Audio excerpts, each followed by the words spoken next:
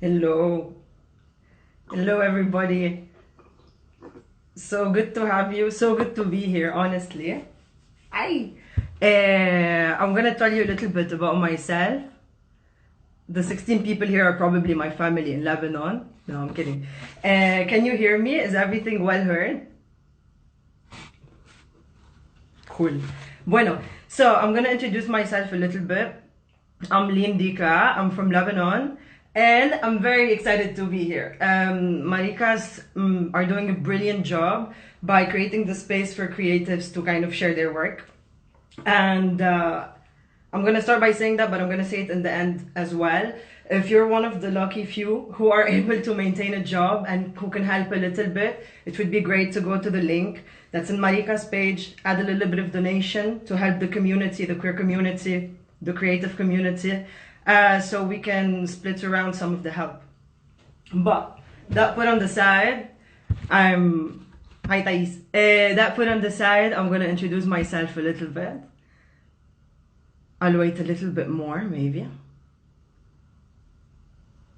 Bueno, I'm Indica. I don't know if maybe I've seen me in Maricas. Maybe you know me because of Queer Dot from the House of Kempoyet, who I highly appreciate for everything we've worked together on. But I'm gonna kind of show a different side of myself today. I am a visual designer and interaction designer, but I spend most of my time kind of understanding my identity and understanding where I come from, what does it mean to be queer coming where I come from, and it took a toll on my life and the way that I create what I create. And I want to take the space actually to talk about something that matters a lot to me. Hi, Sarah. And the thing that matters a lot to me, honestly, is hummus. I hold a very keen relationship, a very, very deep relationship with hummus. And it breaks my heart sometimes to kind of just go to the supermarket and see hummus de lentejas, because lentejas is lentils. Because hummus literally means garbanzos, it means chickpeas. So I get into this inner conflict and I'm very stubborn. But then I said, you know what, like chill the fuck down, relax a little bit. Maybe the hummus wants to be lentil, maybe the lentil wants to be hummus. And from there, I just suddenly went into trying to understand like identities. Like most of my friends who are online here are gonna think that, what the fuck is she talking about? But they know that I'm getting to a point. So it took me back to what it means to be queer. And what it means to be queer is to defy anything that defines something called normal. Because in a way, historically, they put queer people as something that is out of the normal because they created this box of normality. And what we are trying to do is to break it down. So being queer can never be defined. It is always something that keeps growing. And for it to grow, we need to give space to places like that, places where we can share our knowledge, our history, so we can keep on understanding each other until we get to a point that there's no need to say you're straight or gay or what you identify as, because everything will be accepted as it is. And part of that touches me because even though I feel very welcomed by the queer community in Barcelona, a big side of me comes from the story that I share with myself being from Lebanon. Being from Lebanon and being queer does not really change much, but it does at the same time. Because my experience with myself and my experience with the people around me changes.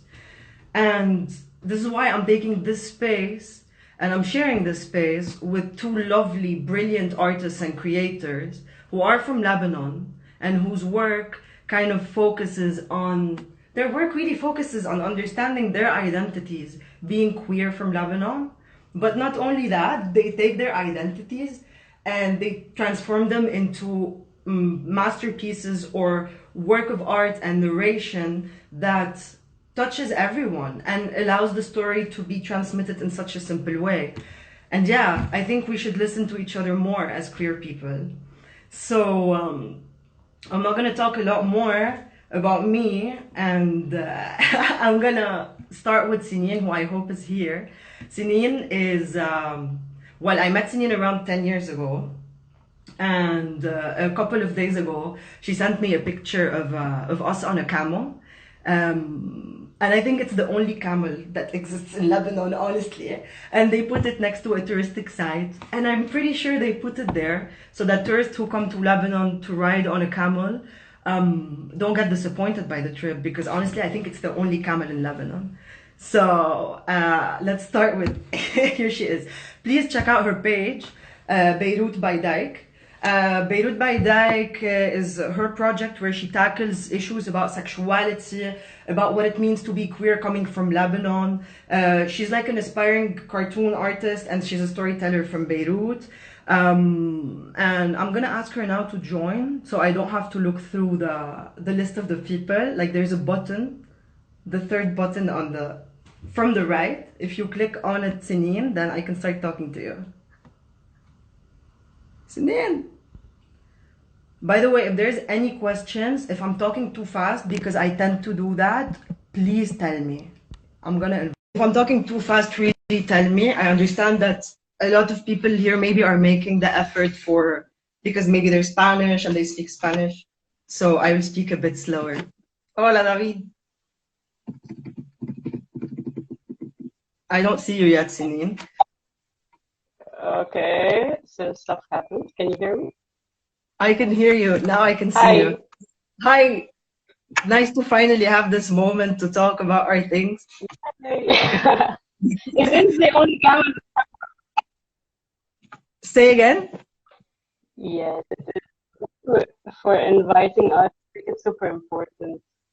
It is. It's really important for you to share your voice also. About everything that you do in terms of being queer in Lebanon. And like, let's start with the beginning of all of that. Before 10 years ago, before the first time that we met, before that, how did you kind of get in touch with understanding what it means to be different from the society that was around us? Yeah, like not necessarily just with your sexual orientation or your gender identity, but in general, like how did you start manifesting that at Sinim? Okay, so for me, it was never just about my sexuality. I really can't not remember a time when I did not feel different. So I was raised by a single mom. My nuclear family was super different from my extended family in terms of values and tradition. We came from a super humble working class, and I was lucky enough to be in a good school, but I also felt very different from the people there. Everyone was religious in the school. I understand that.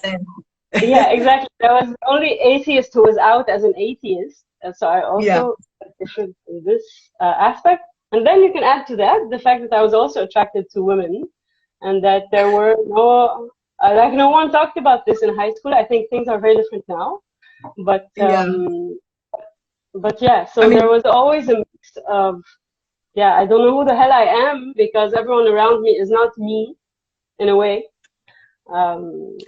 I completely understand that also because, for example, the school that I come from, they say that we're laïque, but there's no, like, how do you say that in English? Laïque, also, no?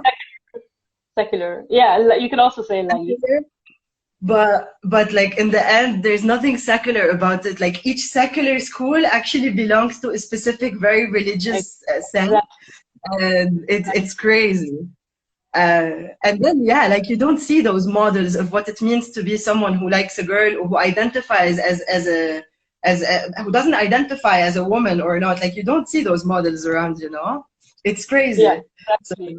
And I think things are very, very different now. But I think, it took a lot for me to accept that, okay, I am different and I'm okay with that. And I actually wouldn't have it any other way. But that was very recent. And it took a lot of like pain and self-work and therapy and emotional support for me to get to this point where okay, this is who I am. And I just want to express that to everyone else, you know?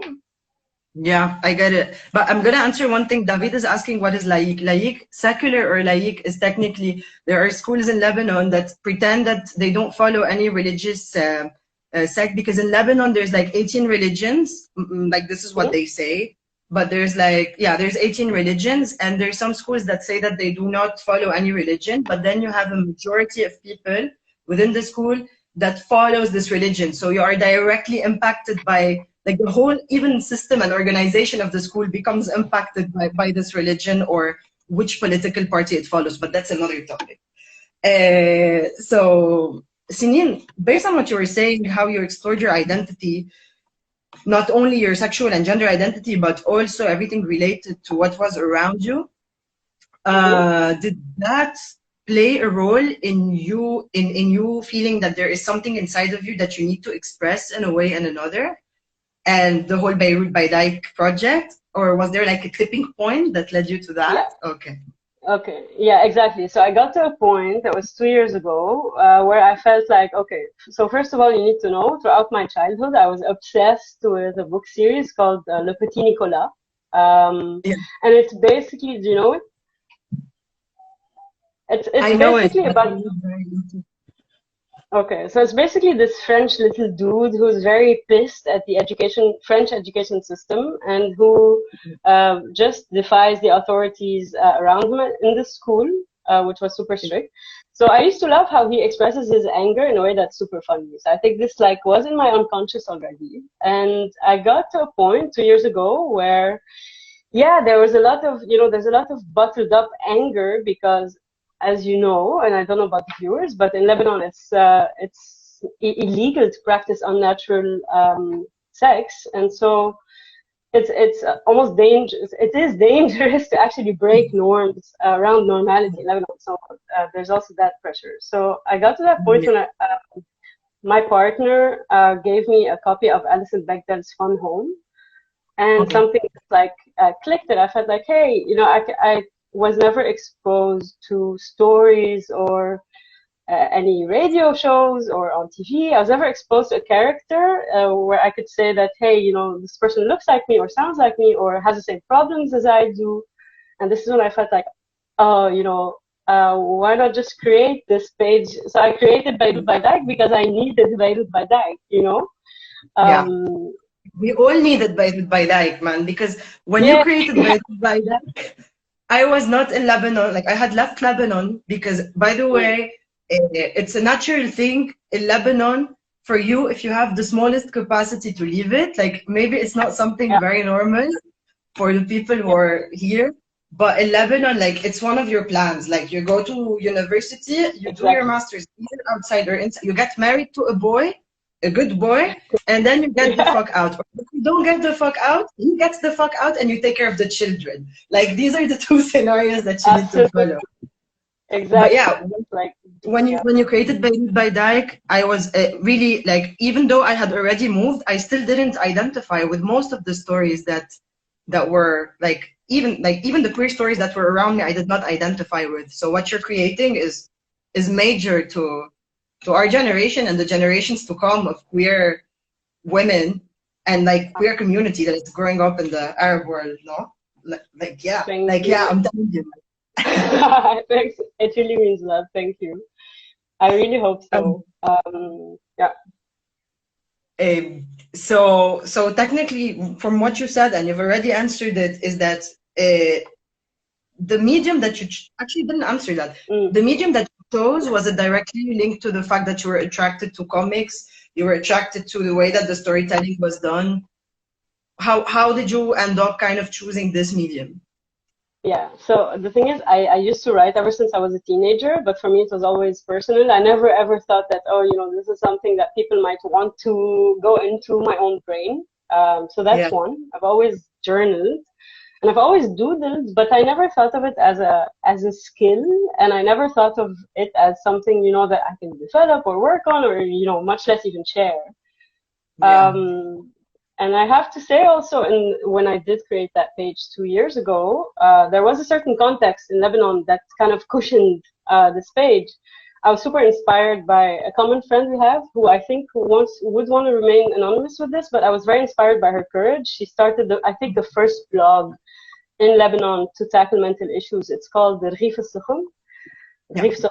So she tackled mental health issues, and also Kharabish Nasawiya was using pop culture to start talking about feminist issues.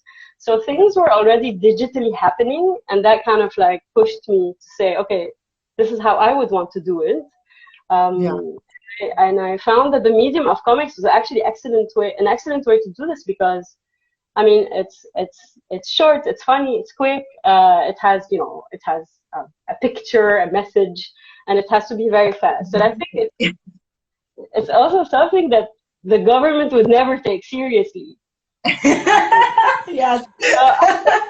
Right? Absolutely. So how important this is, like they surveil, I don't know, a Facebook post, but they would never think that my comic, I think, is like important enough to cut it down. And so it's great for the oppression there. So yeah, like you're actually taking over. Kathy Mughalian, I don't know if you know her, but she's laughing her ass off about it. Yeah. She's yeah, I mean, we're using the way that government looks down at creatives and artists in Lebanon in order to kind of avoid the censorship that they might have. And there's a there's a post that you did that I really loved, and I think it's very daring considering the context, considering the world, really. And I think you know which one I'm talking about. You posted it in the beginning of the COVID-19 one, and it's about like you have a the main character of Beirut by Dyke is wearing. Sorry, you talk about it. I don't want to talk about it. You do. Okay. So I have this comic about me as a character wearing a strap-on, and it's about Corona. So before Corona, I would put the Durex Play as lube, and after Corona, I would put Dettol. I also have to say that the fact that I was away from Lebanon helped me a lot in doing these things. So, like when we outed Marwan Habib, for example, I don't know if I would have done it in Lebanon. I definitely felt less scared to do that here. So there's also the distance that helped me a lot in like, expressing anything that came to mind. Exactly. So you actually see like a difference in your relationship with yourself and your work, do you? Since you moved away from Lebanon, do you feel like you have more freedom to express your work as someone who's residing outside of Lebanon? And how do you feel your relationship will be once you go back with yourself as a cartoon artist and a storyteller? Okay, so this is a super, super complicated question. And I've been thinking about this a lot. Yeah. You have a minute. You have 1 minute. Go. No, I'm kidding. So identities in 1 minute. Okay. No, but like when I left Lebanon, I obviously was suffocated, like you said, right? I think a lot of people are for various reasons, and this definitely applies to queer people for also a lot of reasons. But so I was suffocating and hoping that I would be less suffocated here, of course. And in a lot of ways I was. When I came to the Netherlands, I felt much more free to, express myself, to go to all these cultural events, etc. So the law would protect me if someone harasses me. That doesn't mean that they don't, but there is some system that's kind of got your back. If you are documented and have the right, status for it. But the point is, if you're a legal immigrant, let's be clear about that. Because if you're illegal, you're fucked. So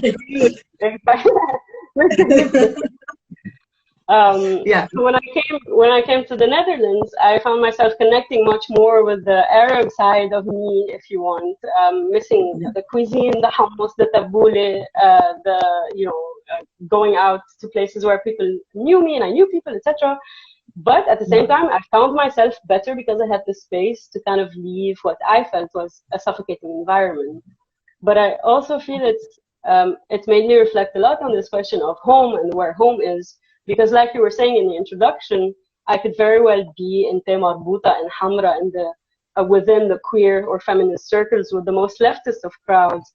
And I would feel like, okay, I love it here, but I don't fit in.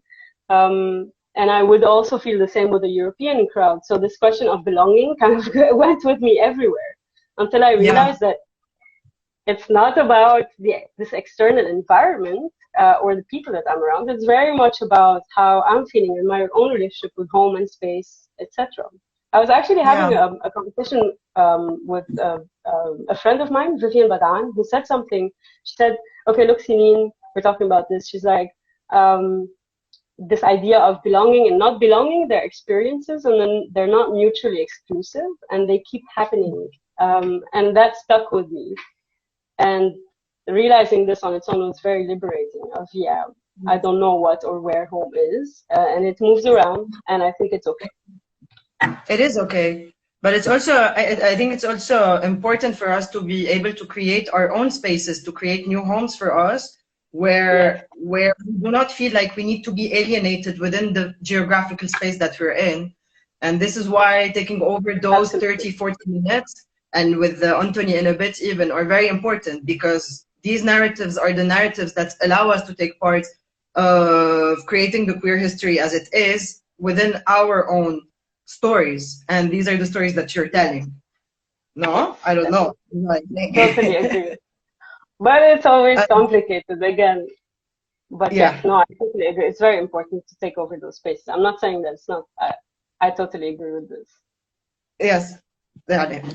طب one last question. By the way, you guys might hear a lot of خلاص يلا يعني. These are words in Lebanese that will just And come out of my mouth randomly.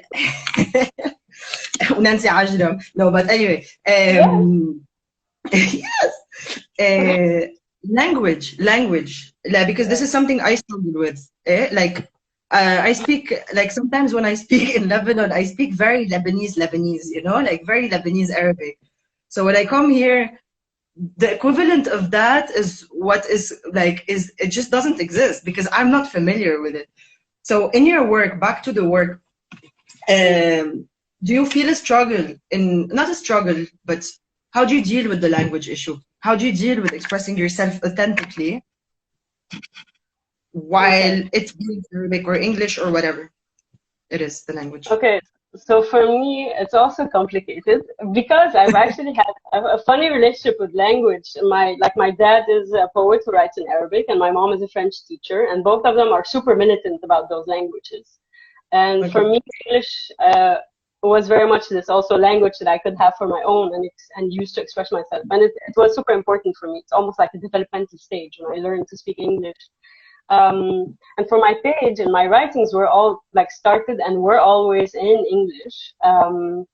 And that was helpful for me in a lot of ways because it helped me more easily express myself, especially when it comes to issues of gender or sexuality, or how do you say strap on in Arabic, or how do you say. So How do you say strap on in Arabic? I don't know. We can create a term for it. We can Because we totally didn't create. create it. Yeah. We didn't Yeah, create that exactly. language because that side of our sexuality is not there. But yeah, go on. Sorry. Exactly. We had to take it from Western concepts, which not always fit our culture, right? So it's only now that again I was away from Lebanon. I felt like I kind of want to connect again with this language and use it, and I have been kind of integrating it because Yeah. relatability is also super important to me. Like you said, this word authentic. I would want people to see my work and feel like, oh, this is something I would have said or I would have felt, Yeah. and that very much has to do with language. So yeah, you're totally right. I think we should absolutely like start using it to break those associations because I don't Mhm. agree with this idea that Arabic can't be sexy or Arabic cannot express gender. Very sexy. Yeah. So Aslan, there have been a lot of initiatives. Exactly. Yeah. Go People on. have been doing very good initiatives, and they have, in fact, like translated gender terms, and they do now exist in Arabic. And it's just about integrating this, mainstreaming it, queering it. So yeah. There's someone who commented now that the translation for strap-on is الدلدو المحمول.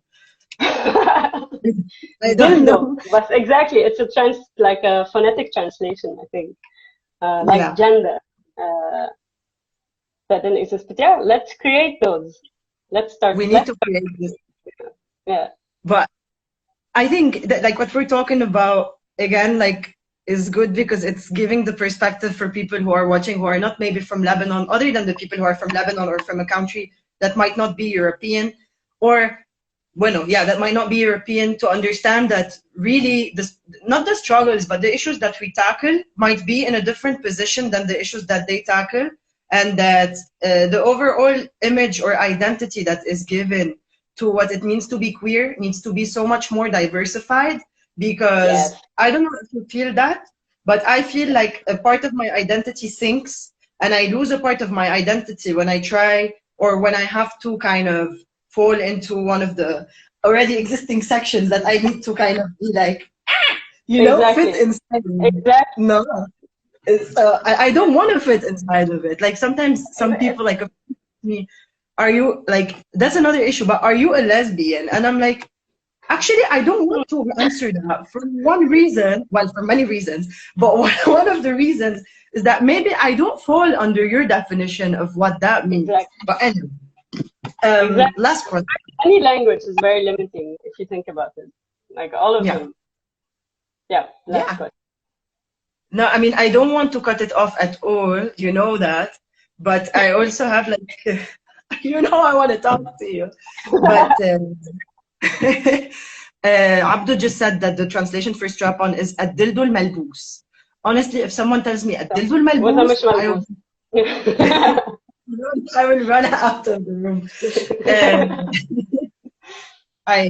I'm sorry that I'm cutting it short. You know, I want to have this talk with you, but I have a time, a kind of a time limit. Yeah, it's okay. But again, I'm going to say for the people who are here that the page of Sinin that really exposes a huge part of being a queer person coming from Lebanon, living in Lebanon, and the different dialogues, inner dialogues that we have with ourselves, no? Like, yeah, obviously it's inner, so it's with ourselves, about being queer, what it feels like to move between countries. The page is called Beirut by Dyke, am I correct? Yes. So follow Beirut by Dyke. You will realize her in her characters because of the tattoo. Sorry, they reveal you. It's not me who reveals you. So the last question is, what is your relationship with hummus, lentil hummus? Lentil hummus. I thought a lot about this, okay? Did you? I'm very faithful to my roots. However, I'm not that militant about hummus, but, hey, double however, okay? I like hummus, and I think hummus is very important. But if we're gonna put chocolate in it and cranberries and curry, let's not call it hummus, okay? We can call it something else, and it's okay. Like, people can do it, but it's no longer hummus, right? Yeah, man. Amen. I agree with you. And yeah, let's just leave it there. So it's okay for it to be something else. Yeah, I mean, just one thing, because some people are asking, hummus is garbanzo. Hummus literally means chickpeas. It means garbanzos.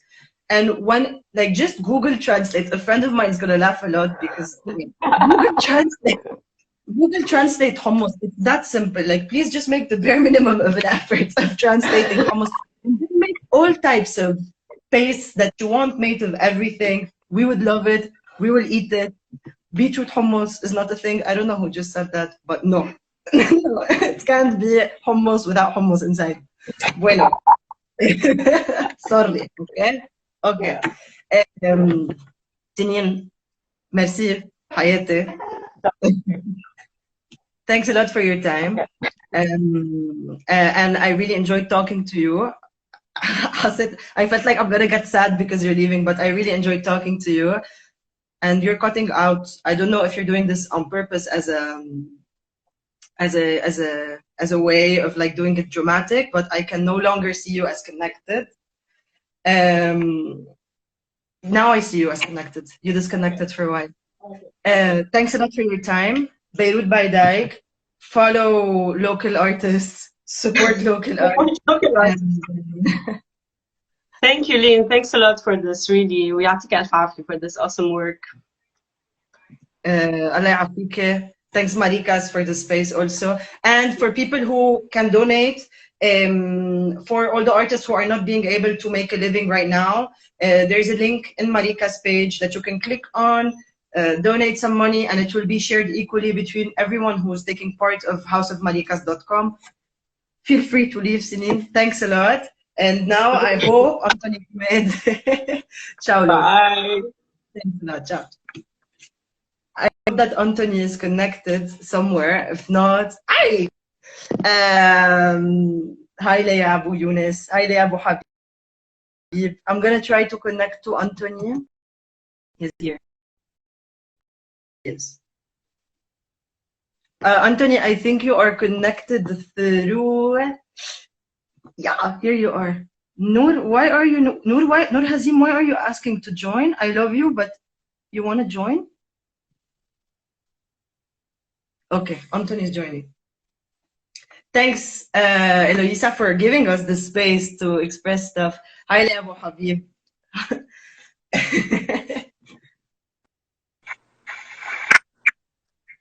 Hello, gorgeous. Hi, Indica. How are you? I'm good. Yes. I showered today.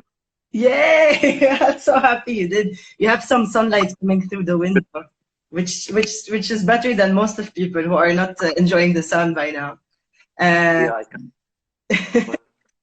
Can I? What are you wearing? It's summer. It's almost summer. We're getting there. I'm gonna introduce you a little bit, okay? So Anthony is a queer artist from Lebanon, but he's currently residing here.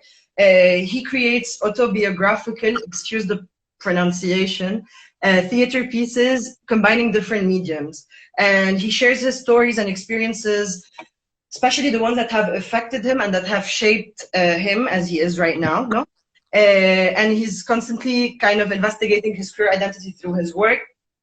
In other words, I have seen one of your pieces that I fell in love with, which is called Los Papeles, Al Awraq, which is also an autobiographical piece, no, that you've created about your relationship. If you want to talk about it a little bit more rather than me talking about it. Yeah, Los Papeles is. I feel it's like a teenage, like big shout out, you know. It basically talks about bureaucracy. It talks about, first of all, it talks about being queer in Lebanon, about having a homosexual relationship, about the hardships and how you have to hide your love and stuff like that. Yeah. And then it talks about bureaucracy, and it talks about how hard it is for anyone with an Arabic passport to just go live somewhere else. Yeah. And basically, yeah, it's based on a story that I had with my ex. Yeah. We had to broke up because he couldn't come, and I had to move out. So it's basically about that. And the way that you've told it, and I'm not gonna get into details, is that it's beautifully set into the different steps that someone who is coming from Lebanon have to deal with without getting into details. It comes in the title that we have to go through the emotional processes that we need to go through in our separations. But you also set it up in a very authentic and real environment that doesn't dramatize our reality way too much, but also doesn't make it way too comical. No, it brings back the reality of what it means to be Lebanese. Really. Yeah, it's true that we get to you can get to victimize also, no? Especially from a European point of view. I meet a lot of people that also knowing that I'm Arab or that I'm queer, they go to this, feeling sorry for you as if they're sure that, which I mean, all queer people go through a lot of obstacles anywhere in the world. Yeah. Be made easier or just different in different places, but at the end of the day, you do what you have to do. So exactly. How do you feel about being exoticized? In Lebanon, sorry, I cut. Can you say? I have honestly, I'm ambivalent about it. It was at the beginning. It was a bit too. I was shit. A lot of people would be like, "Oh wow, this sounds," because it's in Arabic, for example. I could be vegetables, and they exoticize it so much, and they relate it to this, it's ethnic, which is annoying to see that to us, maybe a Nordic person is ethnic.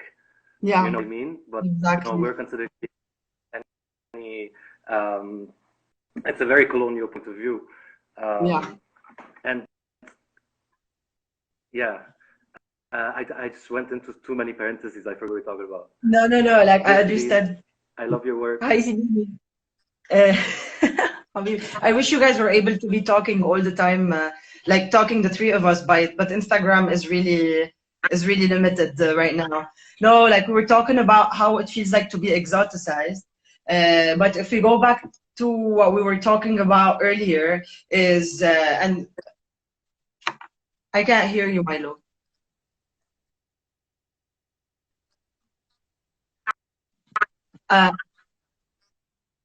Anthony, you can't be heard. I think your sound is cutting. No, Can you repeat what you were saying? Because you were into it, but the sound was not there. Can you?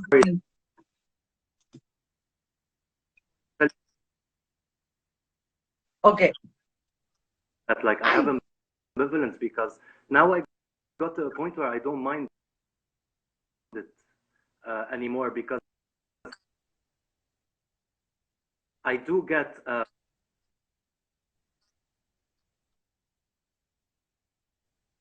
Can you hear me? Yeah. Yeah. I get you. Yeah. Can you hear me now? I'm gonna ask you a small question. But can you make sure that your connection is a little bit better because I think the voice is cutting out or something. Can you try to tell me anything? That, I'm ambivalent towards fetishizing it because like I feel now that like I'm getting a lot of work also like that's a big factor of why I am getting work.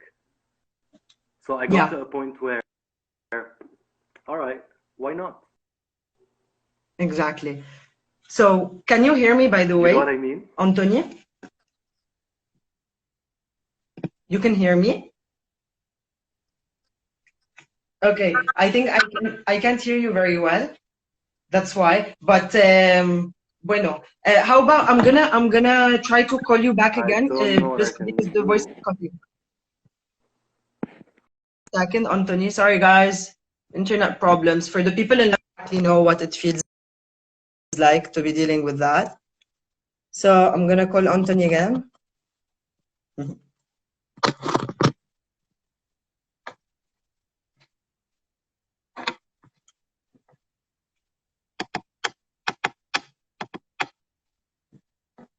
Yeah, he's cutting out a little bit. Hello? Yo, is that better? Yeah. Can you try to tell me something so I can see if I can hear you well? No? Hayete, test.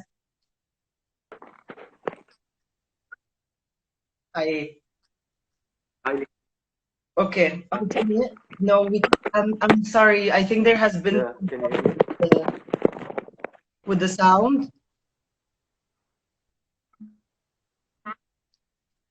Okay. I'm gonna try. Can you try to say anything? If that doesn't work now.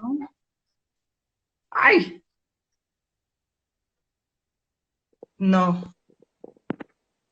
Anthony. Okay, guys. I'm gonna give it like 2 more seconds. 2 more minutes, actually. Seconds are very fast. But 2 more minutes. Anton. Meanwhile, hummus. No, I'm kidding. I'm gonna wait and see if it works now with Anthony. Stay a little bit more with us. Hello, Anthony. عم تسمعني؟ يا الله ما عم بسمعك أبدا. So ما بعرف شو بدنا نعمل. I don't know what we can do about this. But there's some people who are waiting for you to talk. Some people are really excited about you talking, but I can't hear you. Bueno. That's sad. Um, guys, Anthony Kmeid work now. Please check out his work. It's full of work. It really speaks to the human side of being queer from Lebanon. One of the points that he was making earlier, and I kind of understood him. Rebel in line. I'm gonna try again with Anthony. But one of the main things that he talked about is that at some point we got to a point. No, the connection can be bad. Also, not in Beirut. Next emperor. Sometimes we are exoticized. This is what the point of Anthony was. And we have to take advantage of it in order to survive as creators. So stop exoticizing and maybe give a space for creators and artists as they are. Anthony, please speak and please tell me that you can. Please, Ulshi. Can you? Yes, I can hear you. Okay. Okay. No. What happened? Anything like? It's not. Anyway. Okay, but you can hear me, correct? Yeah. Okay. I'm gonna ask you a couple of questions. The connection, this happens, let's consider ourselves in Lebanon. Do you feel that your background is interlaced with your identity? So when you talk about your identity, is it only, well, I might know the answer, but I want you to elaborate on it.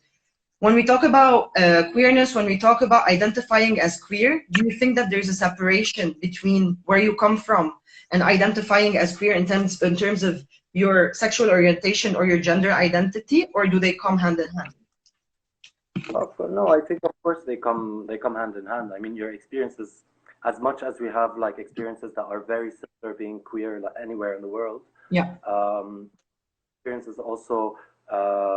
Your experiences differ according to where, what kind of repression you've lived or what kind of discrimination you've lived. I mean, growing up in a place where you know that people might look at you weird because you're with a guy kissing is very different from growing up in a place where you might get attacked. I mean, you might get attacked anywhere in the world, yeah. But you know, it's more common that someone could get too offended by that, or they would legally try to you know, persecute you. So of course it is.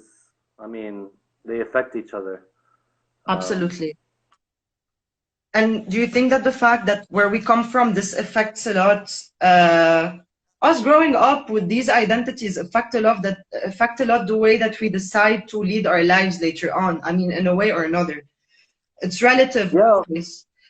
But did that affect, did the medium that you choose to express yourself come out of this form of feeling like you need to express something that is repressed within you, or did it come out naturally from you? What do you mean, like the medium that I use? Yes. No, I feel like I've always like been creative and expressed like anything I was feeling since I was a kid, and it came very like organically, like whether it's just like randomly like drawing or singing or whatever it is, and I'm a very emotional person.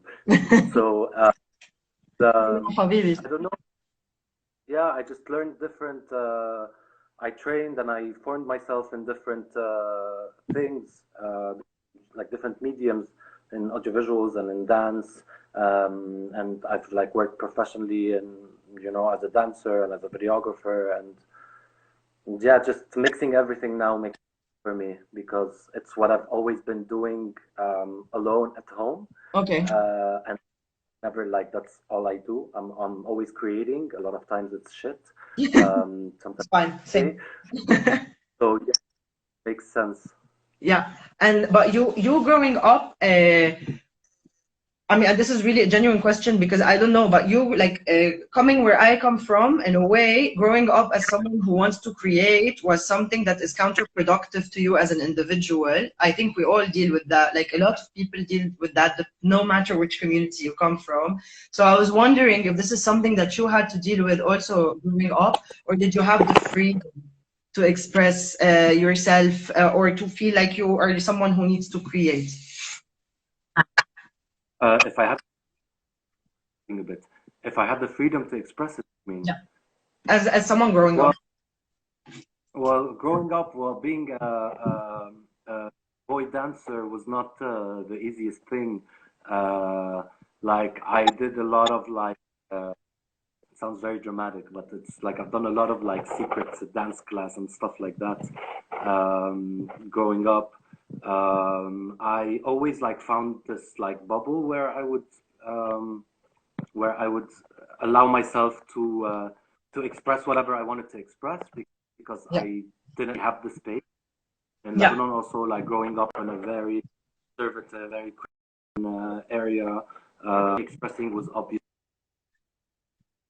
always expressing stuff that would hurt or stuff that that affected me somehow. So it was talking about things that were not allowed. So I always had to find this bubble where I found the liberty and the space to just be. And luckily, and it's luckily you were able to find that space, because out of that space you were able to create all the work that you're doing currently. Moving to Barcelona helped a lot.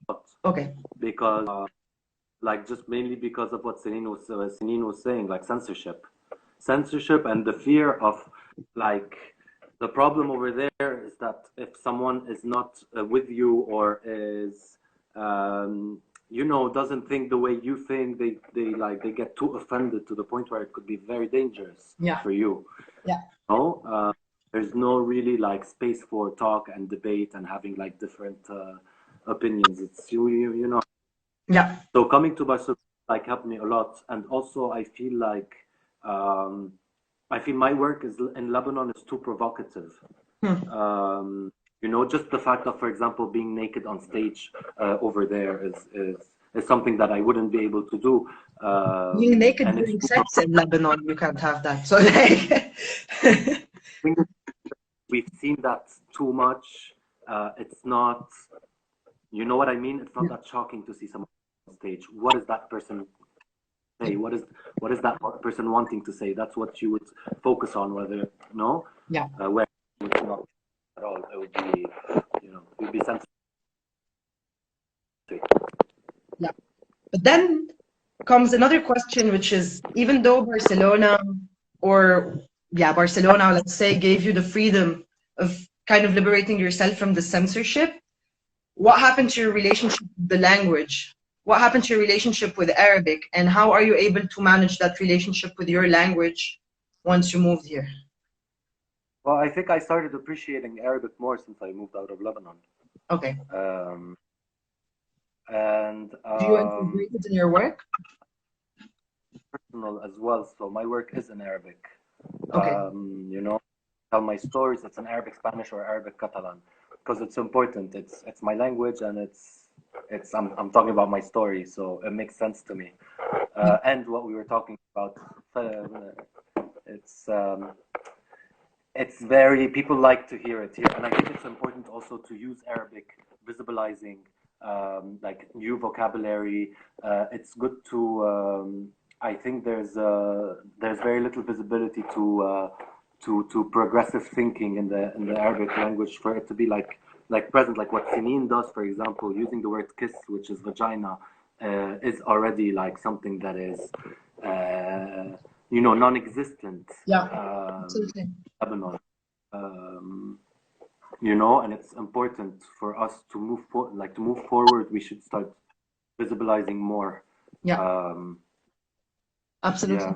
I completely agree with that, and I'm glad that you're one of the creators and artists that are still using the Arabic language as a reinforcement and not hiding away from it. Because in Lebanon, in some parts of the society in Lebanon, there's a tendency to run away from the Arabic language in order to show that we have a specific superiority above the rest of the society. It's something that is common. And I think once we leave, at least me, I can't speak for anyone. Once I left Lebanon, I also had like a closer relationship with my language, because I felt like it's the language that I actually identify with the most. I know that's from my side. And the last question that I'm going to ask you is, yes, love Arabi as next emperor. Last question is, what's your relationship with hummus, with lentil hummus? And be honest about it, please. Lentil hummus. You know what? At the beginning, when I moved here and I saw all the kinds of hummus they did, I was a bit, I was shocked. It was rough on me. It was here, But then, inside. honestly, I think hummus can be whatever they want it to be. Just don't call it from Israel. Well, say again. Hummus can be whatever they want it to be, but just don't call it from Israel. Don't call it from Israel. Yes, okay, fuck, you got that. Okay, I love you. Yeah. Mercadona's hummus. Listen, Mercadona's hummus is all right compared to other hummus, but yeah, the best hummus is in Baladi in Gracia. You should go check it out on the contact. Exactly. You should check out Baladi in Gracia, and you should have a nice talk with the people there because they're really amazing. Anthony, شكرا جزيلا لوقتك for your time and for taking the space to give a space for others to get to know your work and who you are. And please follow, everyone who's interested in knowing more about the work that Anthony has to offer, you can follow it on Anthony_, which is the little line at the bottom, Kmeid, Kmeid, on Instagram. And thanks a lot. I think that's it. Like, I'm gonna close up with you. Thanks for your time. Thanks everybody for watching and giving us the space to share our realities with you. And again, if you want to donate money for the artists and creatives that might need it more than you, it could be as simple as possible. Just go to the link in Maricas page, put on some money that will be hopefully split equally between all the artists. Hummus is made of chickpeas. Hummus is not Israeli. It's from the Levantine. And that's it. Ciao.